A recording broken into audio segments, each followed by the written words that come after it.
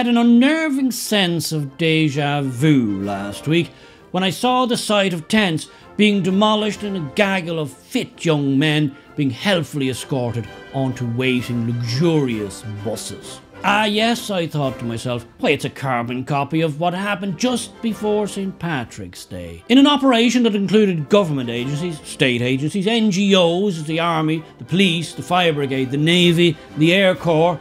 Yes, we do have one.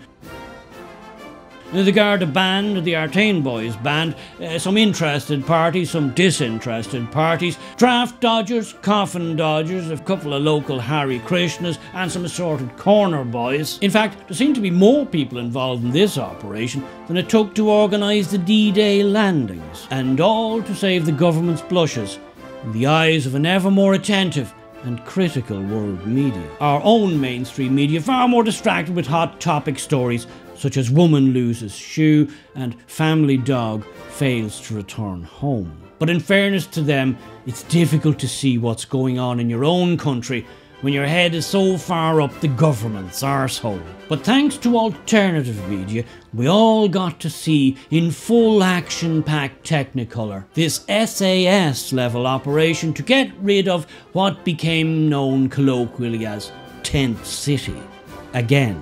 Unfortunately for our governmental D-Day landing planners, things began to take an ominous turn for the worse when some of our comfortably transported invaders, sorry, I know you can't say that anymore, even if they are, disembarked one bus only to make their way down the road a few yards to the bus stop, ready to embark another bus back into the city centre, from whence they came. Ah, but we've got you this time, said the highly paid government clever clogs. We've set up all kinds of bollards, fences, minefields, tank traps. Okay, not the last two, but you get the general idea. We'll not get caught again, said the Taoiseach, glorious leader of the country. Once we clear Mount Street and provide people with a safer setting and access to sanitation, we do need to make sure that the laws of the land are applied, and it's not allowed to happen again, because we don't live in a country where makeshift shanty towns are allowed just to develop. We don't live in a country where you can, we don't, and we can't, because the laws of the land are... No, not like last time, and the time before that, and the time before that. No, we've got it sussed this time, because we're smart, we are, and highly paid, and don't you forget it, Abdul. The migrants, it seems, stared at them metaphorically with a blank stare and shrugged their collective shoulders and got themselves some brand new matching tents, state-sponsored, and set them up just a few yards down the road from where they'd been, on the Grand Canal to be exact, which, as you can see, is rather pleasant at this time of year. Up yours, assholes, said the migrants, metaphorically, in Urdu or probably some such, and before you could even say this is a load of bollocks, a new tent city was born. You can't talk to us like that, said the well-paid government clever clogs, who promptly launched the whole D-Day operation all over again.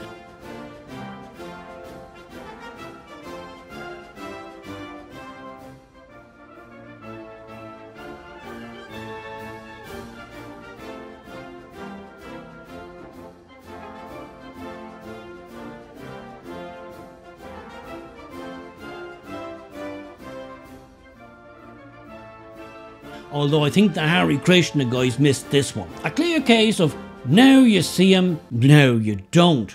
Or as some other wags have put it, a game of whack-a-mole, just with added tense. And our government doing the whacking with all the coordination of your favourite uncle at an Irish wedding after he's drank 30 pints of Guinness. This whole situation is, I'm sure you'll agree, taking the concept of rinse and repeat to all new levels. And of course, all at the generous taxpayers' expense. Yes, our government's motto seems to be, let's do everything possible to solve this burning issue, except the bleeding obvious. Marvellous. We're lucky to have them. In the midst of all this Monty Python-esque madness, I can't help but get the sense that somewhere there's a tent shop making a tidy little fortune from all this. place. Probably owned by a government minister's relative, I shouldn't wonder. Well, this is Ireland, after all.